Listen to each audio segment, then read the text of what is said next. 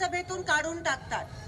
ह्याचा अर्थ पंतप्रधान असतील, होम मिनिस्टर असतील, अमित शाह असतील, त्यांचा एवढा अहंकार आहे की त्यांच्या चुका जरी झाल्या तरी कोणी प्रश्न विचारायचे नाही। म्हणजे तुम्ही विचार करा, असा माणूस किती अहंकारी असू शकतो की काही चूक झाली तर विचारायचं पण नाही, चूक झाली हे मान्य पण करत नाही। तेवढा अहंकार जर एका माणसाला असेल तर तो ह्या देशाचं आणि गोरगरिबांचं नेतृत्व कसं करेल ह्याचा विचार आपण सगळ्यांनी केला पाहिजे। एवढा अहंकार जर असेल तर तो माणूस इलेक्शन जिंकण्यासाठी कोणत्याही स्तराला जाईल। आणि म्हणून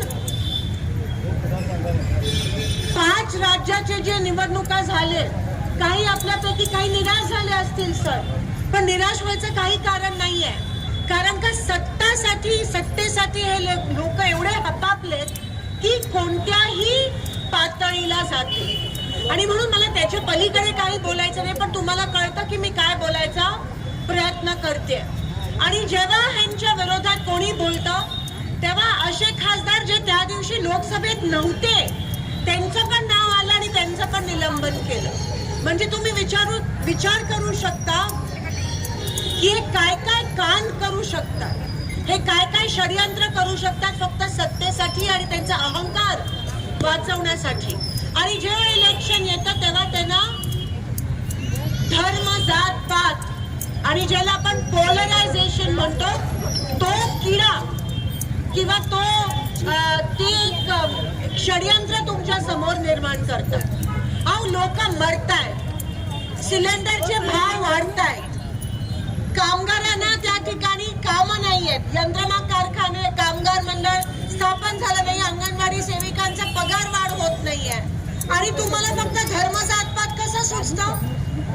हे भारत देश आहे, हे पाकिस्तान नाहीये। या लोकांनी नेहमी सर्व धर्म समभावावर मतदान केलंय। तुम्ही आम्हाला तोडायचा प्रयत्न करू नका, तुम्ही धर्म जातपात सांगून आम्हाला तोडायचा प्रयत्न करू नका। आम्ही कधीच तुमच्या या घाणेरड्या खेळीला बळी पडणार नाही आहोत। तिथे आज ती साक्षी मलिक जी आपली कुस्तीपट्टू आहे, भारताची लेक आहे, जिने आपल्यासाठी ऑलिम्पिकचं मेडल जिंकलंय, तिने आज कुस्ती मी खेळणार नाही हा निर्णय तिने घेतला। का घेतला? कारण का तिच्यावर ज्या माणसाने अत्याचार केलेला, जो खासदार आहे, तिच्यावर ज्यांनी अत्याचार केलेला त्या माणसाला परत त्या कुस्ती बोर्डचा अध्यक्ष बनवलं आणि त्याला अजूनही त्याचं निलंबन केलं नाहीये। ज्या खासदारामुळे ते 3 लोकांना पास मिळाला संसदेत येण्यासाठी, त्याचं पण निलंबन केलं नाहीये। पण निलंबन कोणत्या खासदारांचं केलं की त्या खासदारांनी फक्त विचारलं की ही लोक संसदेत शिरली कशी, म्हणून त्यांचं निलंबन केलं। म्हणजे तुम्ही विचार करू शकता किती मोठा इगो आहे की हम बोले सो कायदा, आणि इकडे गोर गरीब मरतायत। लोकशाही कशी टिकणार जर विरोधकच राहिले नाही? जर तुम्ही एवढे, मी तुम्हाला सांगते, जर एवढा अहंकारी जर माणूस असला आणि तो इलेक्शन जिंकायला कोण काहीही करू शकतो तर 2024चं हे शेवटचं इलेक्शन असेल। मग मतदानाचा अधिकार जो लोकशाहीचा सर्वात उच्च पातळीवर असलेला जो अधिकार आहे तो पण मोदीजी आपल्याकडून हिसकावून घेते। आणि मग तुम्ही विचार करा की आपल्या देशात काय होईल। देशात लोकशाहीच राहिली नाही तर तुम्ही आणि मी कसे राहणार? उद्या आपल्या घरात घुसून आपल्याला मारतील।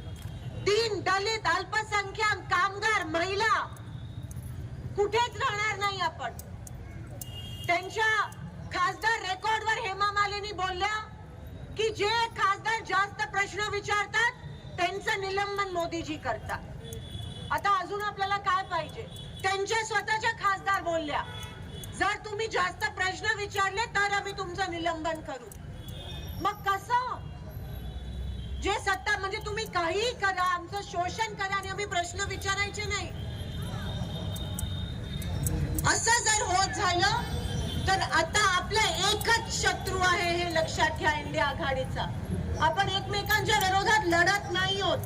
आपण जात पात धर्म महागाई बेरोजगारीच्या विरोधात लढत आहोत. आपला एकमेव विरोधक आहे आणि तो आहे भारतीय जनता पार्टी. आपण सगळ्यांनी तो संकल्प आणि तो धाडस मनात ठेवूनच आता कोणतंही इलेक्शन असलं, कोणतीही चुनौती असली, फक्त इलेक्शन नाही, आपल्या समोर कितीही आव्हानं येऊ देत, आपल्याला सगळ्यांना एक होऊन लढायचंय. साहेबांचं संविधान, गांधीजींचं हे देश, नेहरू गांधींनी दिलेलं आपलं हे देश आपल्याला जर अखंड ठेवायचा असेल तर आपल्याला सगळ्यांना एकत्र येऊन लढायचं असेल आणि त्याची सुरुवात ही आजपासून झाली आहे.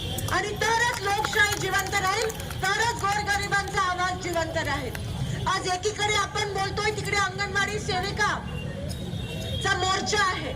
नागपूरचं अधिवेशन आताच गुंडाळलं. एवढे मोर्चे होते त्या ठिकाणी ह्या वेळेस मी तुम्हाला सांगू शकत नाही. एवढे कारण का सगळे जण त्रस्त आहेत. कोणाचं भलं होत आहे? अदानी सोडून ह्या देशात कोणाचं भलं होत आहे मला सांगा. तिकडे अदानी पैसे कमावतो, इकडे आपल्याला आपले इलेक्ट्रिसिटी बिल एवढे दुप्पट त्रिप्पट येत आहे. गोरगरिबांना ते जमत नाहीये पैसे द्यायला. पाणी मिळत नाहीये, पाण्याचा टॅक्स ज्यांच्याकडे नळ नाही त्यांच्याकडे देतोय. अरे एवढी हिंमत असेल तर घ्या ना महापालिका निवडणुका. का घेत नाहीयेत? आमच्या सोलापुरात एवढे दिवस प्रशासक नेमले, झोनवर कोणाचं नियंत्रण नाहीये. हे जे वरती होतंय तेच खाली होतंय. हे काय इकडचं नाही, हे सगळे 50 खोकेधारक आहेत ना, सत्तेसाठी रात्रंदिवस गुवाहाटीला आणि इथे तिथे काम केलं. तेवढेच कष्ट आमच्या गोरगरिबांसाठी केले असते तर तुमचं थोडंसं ते लाईट बिल जरी माफ झालं असतं. पण ह्यांना फक्त खोके पाहिजे, त्यांना दुसरं काही नको. आणि असं जर हे काय लोकशाहीच्या पद्धतीने निवडून आलेलं सरकार नाहीये. हे ना तुम्ही मतदान केलं नाहीये. हे फक्त ईडीच्या भीतीने आणि 50 खोक्याच्या लालचनी निवडून पण नाही, एकत्र आलेले हे सगळे खोके बोके आहेत. आणि म्हणून अशा लोकांपासून आपण सावध राहायला पाहिजे. आज आपण या ठिकाणी निषेध करत आहोत कारण का 146 खासदारांचं निलंबन झालं आहे. याच पद्धतीत आपण एकजुटीने लढलं पाहिजे. मला माहितीये काही लोकांना वाटतं की आपण आवाज देऊन काय होणार आहे, हा माणूस त्याला जे करायचं ते करणार आहे, पण तसं नाहीये. कारण का सामान्य लोक बघतात, सामान्य लोकांना पाहिजे, सामान्य लोकांना दुसरा पक्ष पाहिजे, पण आपण त्यांच्या घरोघरी पोहोचणं खूप गरजेचं आहे. आणि म्हणून आता आपली लढाई जरी पूनम गेट पाशी असली तरी उद्यापासून आपली लढाई घरोघरात जाऊन त्या लोकांना साथ देऊ, त्या लोकांना आदर देऊ, त्या लोकांच्या सोबत त्यांचा हात धरून उद्या घरोघरापर्यंत आपली लढाई पोहोचली पाहिजे. एवढीच मी आमच्या आपल्या सगळ्या मित्र पक्षांना इंडिया आघाडीला विनंती करते. कारण का त्यांना गरज आहे, त्यांना सांगायला पाहिजे की तुमच्या सोबत या देशाचा पंतप्रधान नाहीये, पण आम्ही तुमच्या सोबत आहोत. राजकारणाच्या पलीकडे जाऊन आपण गोरगरिबांच्या सोबत आहोत. ह्यासाठी आपण गावोगावी, मोहल्ला, झोपडपट्टी, तांड्यावर आता जायची गरज आहे. आणि त्याच पद्धतीत इंडिया आघाडीचं पुढची वाटचाल असेल एवढंच या ठिकाणी सांगते. आपण सगळे या ठिकाणी आलात आणि मला असं वाटतं एकता में ही ताकद आहे, संघटने में शक्ती आहे. आपण सगळे एक समजून आपण या ठिकाणी ह्या बीजेपीच्या विरोधात लढा दिलाच पाहिजे एवढंच या ठिकाणी सांगते. आणि पत्रकारांना पण विनंती करते की तुमच्यावर पण खूप मोठ्या प्रमाणात या ठिकाणी दबाव असेल, अत्याचार होत चाललाय. पुढच्या वेळेस तुम्ही त्या बाजूला जरी असलात तरी तुमचे काही मित्र ह्या बाजूला पण आम्हाला बघायचेत एवढीच त्या ठिकाणी विनंती करते. कारण का इंडिया आघाडी नेहमी तुमच्यासाठी पण आवाज उचलत असते. महिलांसाठी असेल, दीन दलित, अल्पसंख्याक, दिव्यांगांसाठी ज्यांचा आवाजच राहिला नाहीये, म्हणजे आज खासदारांचा आवाज दाबताय, उद्या गोरगरिबांचा आवाज दाबायला हे कमी पडणार नाहीत. आणि म्हणून ही धोक्याची घंटा आहे.